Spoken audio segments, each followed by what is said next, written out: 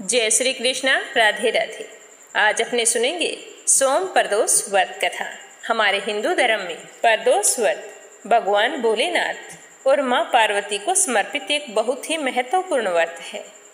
यह व्रत दोनों पक्षों में कृष्ण पक्ष और शुक्ल पक्ष की त्रयोदशी को रखा जाता है।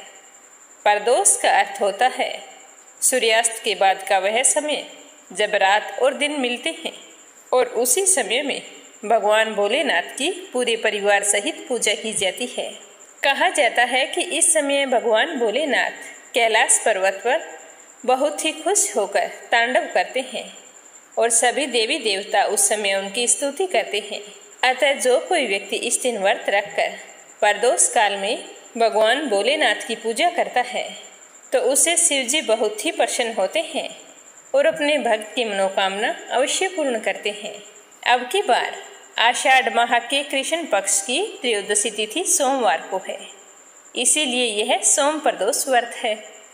सोम प्रदोष व्रत रखने से चंद्र दोष दूर होता है, मानसिक शांति मिलती है और संतान सुख की प्राप्ति होती है। व्रत रखने के लिए सुबह जल्दी उठें, स्नान आदि से निवृत्त होकर हाथ में जल लेकर व्रत का संकल्प लेना चाहिए और पूरे दिन व्रत रखकर शाम को प्रदोष काल में शिव पार्वती की पूजा करनी चाहिए। यह पूजा आप मंदिर में जाकर भी कर सकते हैं। अगर यह संभव नहीं है तो आप घर पर ही शिवलिंग पर जल अर्पित करके बेल पत्र, धतूरा, अक्षत, धूप, दीप आदि से पूजा करके भगवान भोलेनाथ का आशीर्वाद पा सकते हैं।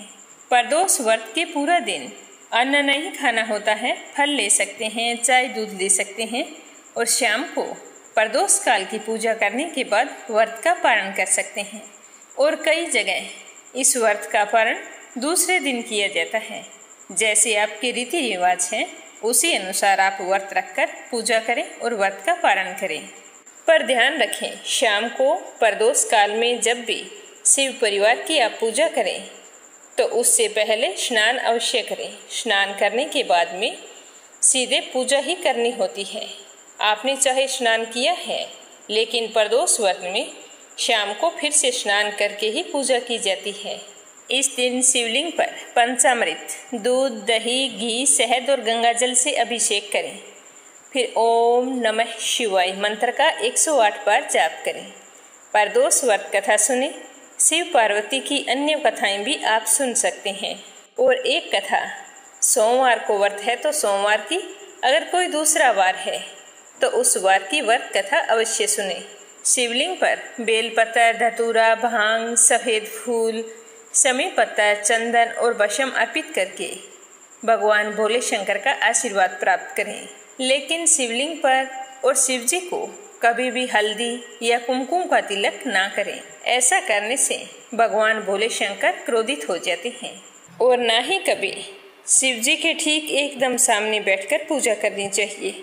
और शिवलिंग के तो एक तरफ बैठकर आपका मुख पूर्व की ओर होना चाहिए और शिवलिंग का मुख उत्तर की ओर होना चाहिए।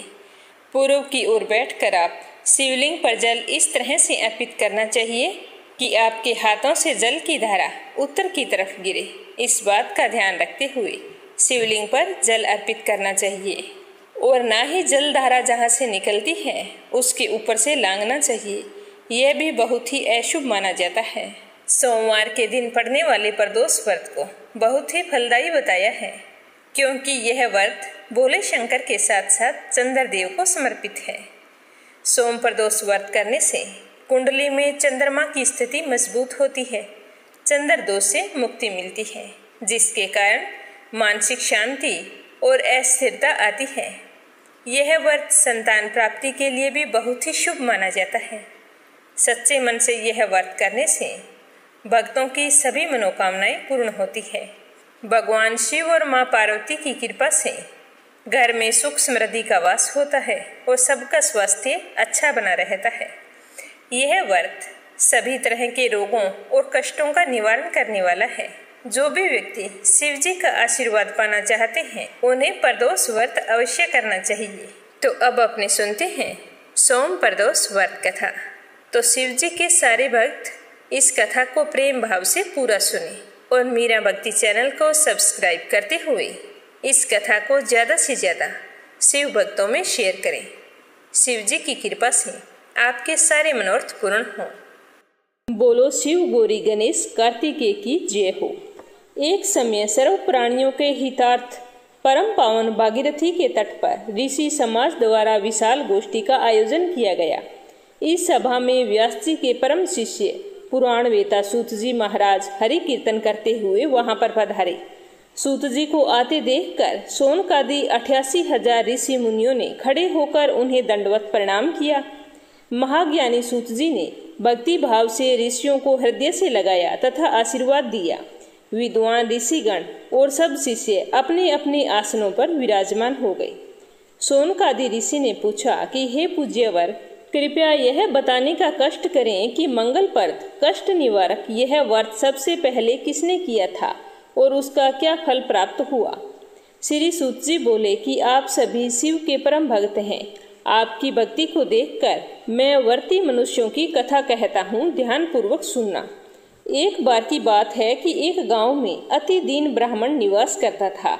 उसकी साध्वी स्त्री प्रदोष व्रत किया करती थी। उसके एक ही पुत्र था। एक समय की बात है कि वह पुत्र गंगा स्नान करने के लिए गया। दुर्भाग्यवश मार्ग में चोरों ने उसे घेर लिया और कहने लगे कि हम तुम्हें मारेंगे नहीं, पर तुम्हें हमारा एक काम करना होगा। तुम्हें ये बताना होगा कि तुम्हारे पिता ने अपने गुप्त धन को कहाँ पर छुपाया है। अगर तुमने नहीं बताया तो हम मार देंगे। तो बालक दीन भाव से कहने लगा कि हे बंधुओं, हम अत्यंत दुखी दीन हैं, हमारे पास धन कहाँ है, हमारे पास धन नहीं है। तो चोरों ने उसकी बात सुनकर कहा कि तुम्हारे पास धन नहीं है तो तेरी इस पोटली में क्या बंधा है। तो बालक ने चोरों की बात सुनकर कहा कि मेरी माँ ने मेरे लिए रोटियां भेजी है। यह कहकर उस बालक ने पोटली खोलकर रोटी उन चोरों को दिखा दी। तो देखकर चोरों ने एक दूसरे से कहा कि साथियों, यह तो बहुत ही दीन दुखी मनुष्य है, अतः हम किसी और को लूटेंगे। इतना कहकर चोरों ने उस बालक को जाने दिया। बालक वहां से चलते हुए एक नगर में पहुंचा। नगर के पास एक बरगद का पेड़ था। वह बालक उसी बरगद की वृक्ष की छाया में सो गया। उसी समय नगर के सिपाही चोरों को खोजते हुए उसी बरगद के पेड़ के पास पहुंचे और बालक को चोर समझकर बंदी बना लिया और राजा के पास ले गए। राजा ने उसे कारावास में बंद करने का आदेश दे दिया। तो इस तरह सैनिकों ने राजा का आदेश पाकर उसे जेल खाने में डाल दिया। और इधर रात हो चुकी थी। ब्राह्मणी का पुत्र जब घर नहीं लौटा तो उसे अपने पुत्र की बहुत ही चिंता सताने लगी। उसने पूरी रात अपने पुत्र के इंतजार में बिता दी। दूसरे दिन प्रदोष व्रत था तो ब्राह्मणी ने प्रदोष व्रत किया और भगवान शंकर से मन ही मन अपने पुत्र की कुशलता की प्रार्थना की। भगवान शंकर ने उस ब्राह्मणी की प्रार्थना स्वीकार कर ली। उसी रात भगवान शंकर ने उस राजा को स्वप्न में दर्शन देकर कहा कि वह बालक चोर नहीं है, उसे प्रातःकाल छोड़ दो, वरना तुम्हारा सारा राज्य, धन, वैभव, पुत्र आदि सब नष्ट कर दूंगा। तो प्रातःकाल राजा ने शिव जी की आज्ञा अनुसार उस बालक को कारावास से मुक्त कर दिया और बालक से पूछा कि तुम्हें मेरे सैनिक पकड़कर कैसे लेकर आए, सारी कहानी मुझे बताओ। तो राजा की बात सुनकर उस बालक ने चोरों से लेकर बरगद के पेड़ तक की सारी कहानी राजा को बता दी और राजा से कहा कि मुझे अब घर जाने दीजिए, मेरी माँ मेरे लिए ना जाने कितनी ही दुखी हो रही होगी। तो राजा ने उस बालक का सारा वृतांत सुनकर अपने सिपाहियों को आदेश देकर उस बालक के घर भेजा और उसके माता पिता को राज दरबार में बुलाया। उसके माता पिता बहुत ही भयभीत थे और मन ही मन सोच रहे थे कि राजा ने ना जाने आज क्यों याद किया है, क्या हमारे बेटे से कोई गलती हो गई या कोई और बात है। इसी तरह चिंतन करते हुए वे राजा के सामने पहुंचे।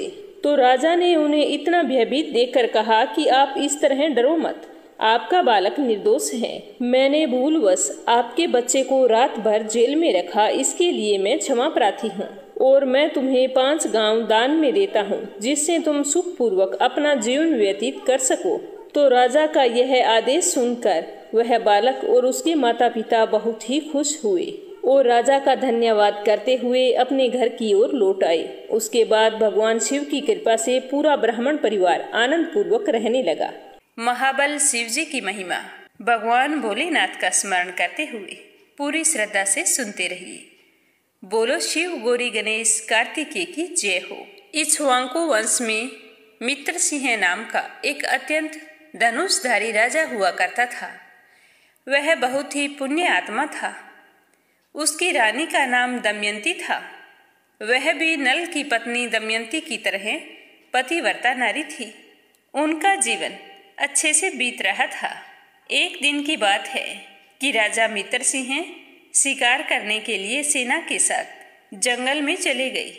चलते चलते वो एक घने जंगल में पहुंच गए। वहां उन्होंने देखा कि कर्मठ नाम का दानव महात्मा मंडप को तंग कर रहा है। तो राजा से यह देखा नहीं गया और राजा ने अपने बाण से उस दानव को मौत के घाट उतार दिया। दानव के छोटे भाई ने जब यह देखा तो वह बहुत ही दुखी हुआ और उसने राजा से बदला लेने का निश्चय किया।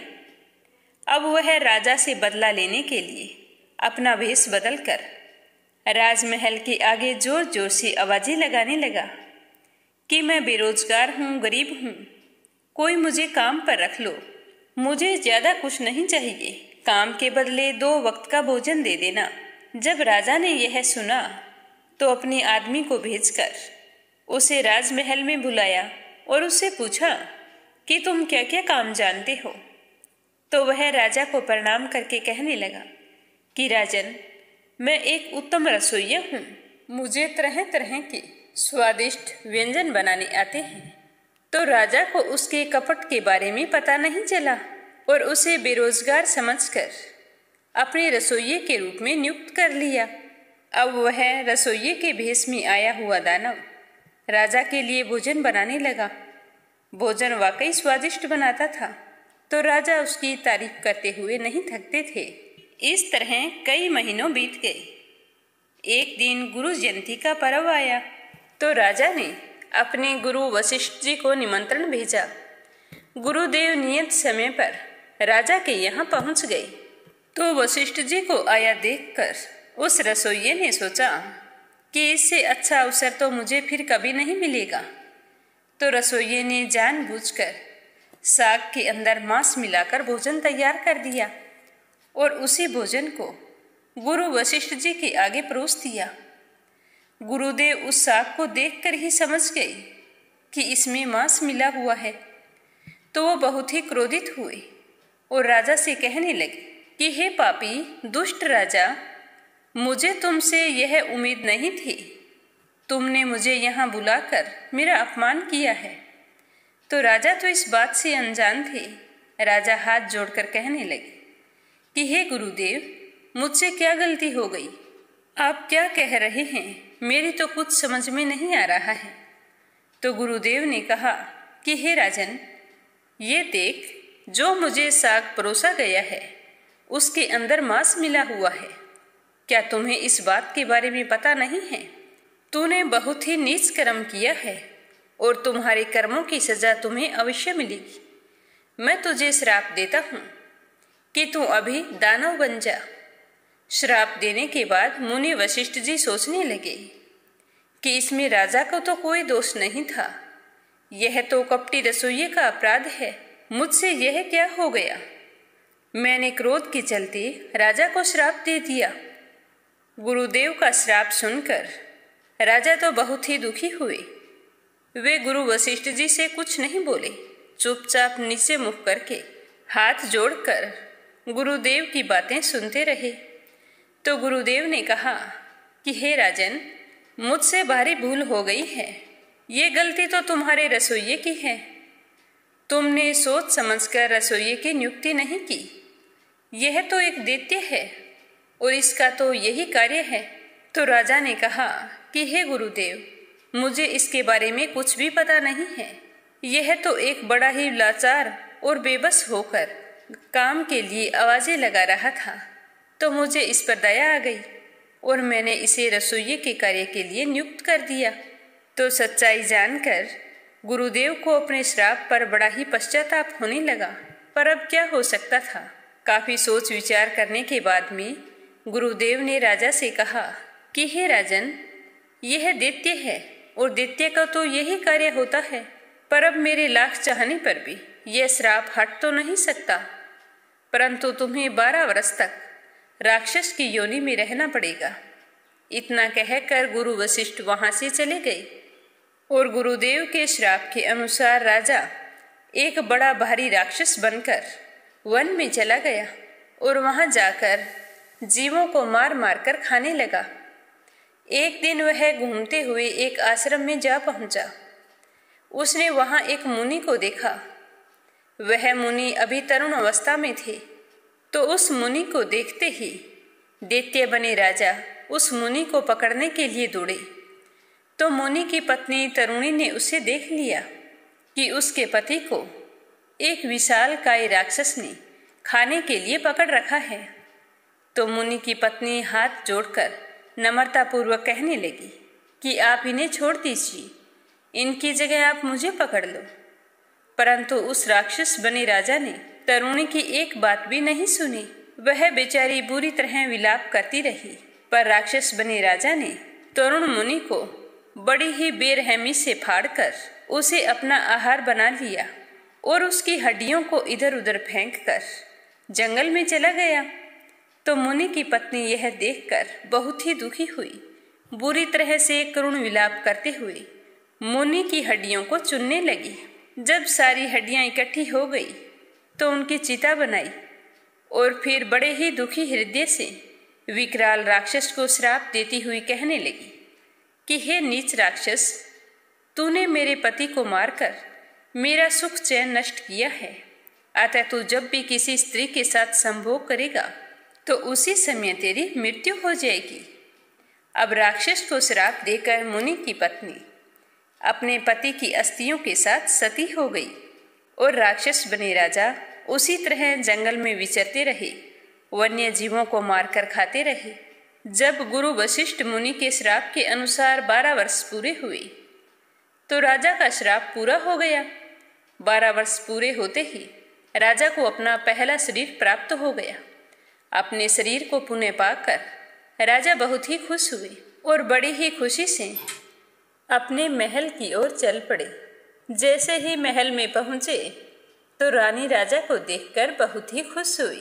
पर राजा ना तो खुश थे और ना ही दुखी थे। तो रानी पूछने लगी कि हे राजन, आप इतने वर्षों बाद आए हैं, फिर भी आपके चेहरे पर कोई खुशी नहीं है। तो रानी की बात सुनकर राजा कहने लगे कि हे रानी, मेरे राक्षस बनने तक की कहानी तो तुम्हें पता है, पर उससे बड़ा भी अनर्थ उस समय हुआ जब मैं राक्षस के रूप में एक मुनि को खा गया। उसकी पत्नी बार बार विलाप करती रही, परंतु मुझ पर उसकी बातों का कोई असर नहीं हुआ और मैं उसके पति को बड़ी ही बेरहमी से फाड़कर खा गया। अपने पति की इस तरह दर्दनाक मृत्यु को देखकर मुनि की पत्नी बहुत ही दुखी हुई और उसने मुझे श्राप दे दिया है। उसी श्राप के चलते जब भी मैं संभोग करूँगा उसी समय मेरी मृत्यु हो जाएगी। तो रानी श्राप के बारे में सुनकर बहुत ही व्याकुल हुई, पर अपनी इच्छा को दबाते हुए कभी भी राजा को अपने पास नहीं आने देती थी। इसी तरह समय बीतता गया। राजा बहुत ही उदास रहते थे क्योंकि उनके कोई संतान नहीं थी और संतान होने का कोई भी उपाय नजर नहीं आ रहा था।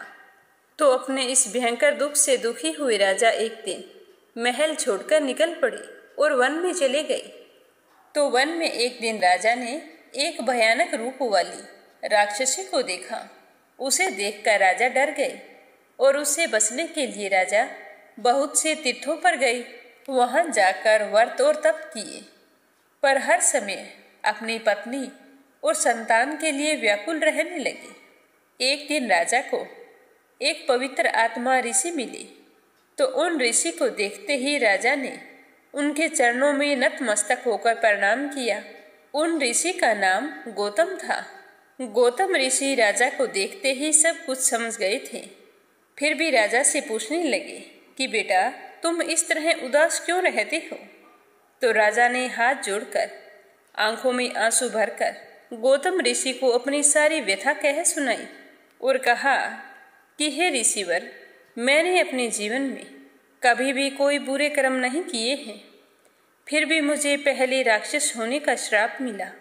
उसके बाद राक्षस की योनि में मैंने वही कार्य किया जो एक राक्षस करता है, तो मुझसे जाने अनजाने गलतियां होती गई और आज मैं इस हाल में पहुंच गया हूँ। हे मुनिवर, आप तो सब कुछ जानने वाले हैं। आप कारण जानते हैं तो निवारण भी अवश्य ही जानते होंगे। हे मुनि श्रेष्ठ, आप मुझ पर रहम कीजिए और मुझे इस श्राप से मुक्ति का कोई उपाय बताइए। तो राजा की बात सुनकर गौतम मुनि को उस पर दया आ गई। तो गौतम मुनि कहने लगे कि हे राजन, तुम यहाँ से पश्चिम दिशा में जाओ और वहाँ गोकर्ण नाम का तीर्थ है और वहीं पर महाबल नाम का शिवजी का ज्योतिर्लिंग है। उस तीर्थ में जाकर स्नान करो और पूरे सच्चे मन से शिवजी की पूजा करो। अगर ऐसा करोगे तो तुम ब्रह्म हत्या से छूट जाओगे। तो गौतम ऋषि की बात सुनकर राजा बहुत ही प्रसन्न हुए और ऋषि को प्रणाम करके गोकर्ण तीर्थ की ओर चल पड़े। वहां पहुंचकर उन्होंने तीर्थ में स्नान किया और उसके बाद शिवजी के ज्योतिर्लिंग की पूजा अर्चना की। राजा के सच्चे मन से की गई पूजा पाठ से बोले शंकर प्रसन्न हुए और शिवजी के आशीर्वाद से सारे पापों से छूट गए। उन्हें अपने श्राप से मुक्ति मिली और फिर राजा अपने जीवन के समस्त सुखों को भोग कर अंत में शिवजी के धाम को गए। बोलो भोले शंकर की जय हो। कथा सुनकर आपको कैसा लगा कमेंट करके जरूर बताना और भगवान भोले शंकर के निमित्त कमेंट बॉक्स में ओम नमः शिवाय जरूर लिखना। जय श्री कृष्णा। राधे राधे।